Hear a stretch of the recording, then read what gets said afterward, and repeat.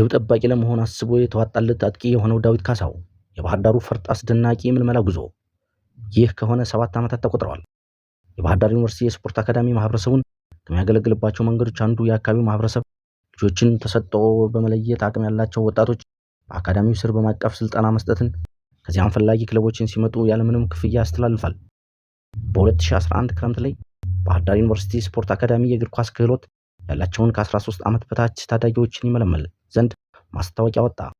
ከ400 በላይ ልጆችን ተመዘገቡ። ከተመለመሉት ውስጥ በባህር ዳር ከተማ የተወለደው ዳዊት ካሳው አንደኛው ነበረ። በወቅቱ ይህን የምልመላ ያከናወኑት አሰልጣኝ ዳንኤል ጌትነት ዳዊትን የመለመሉበት ሂደት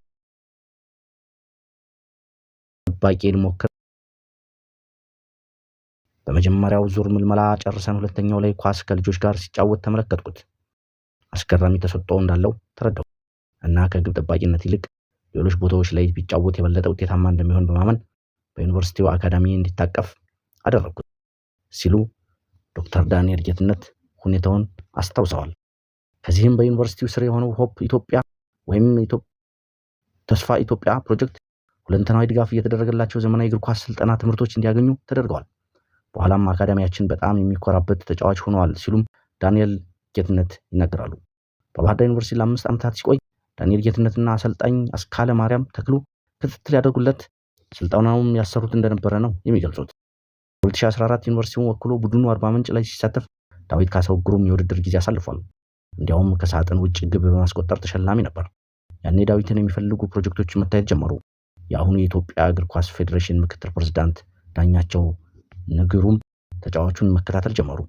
የፓይለንት ፕሮጀክት መምጣትንም ለተስፈኛው አጥቂ ሌላ ተጨማሪ ድል ፈጠረለት። በ2015 ይርጋለም ላይ የተደረገው የታዳጊዎች ውድድር ዳዊት ካሳው የበለጠ የተጠቀመው ነበር። ከዚህም ውድድር ነበር በ2016 ዓ.ም 3 ፖይንት አካዳሚን የተቀላቀለው።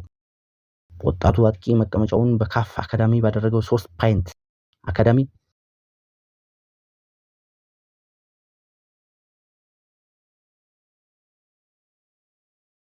ሰባት ግቦችን አስቆጥሯል።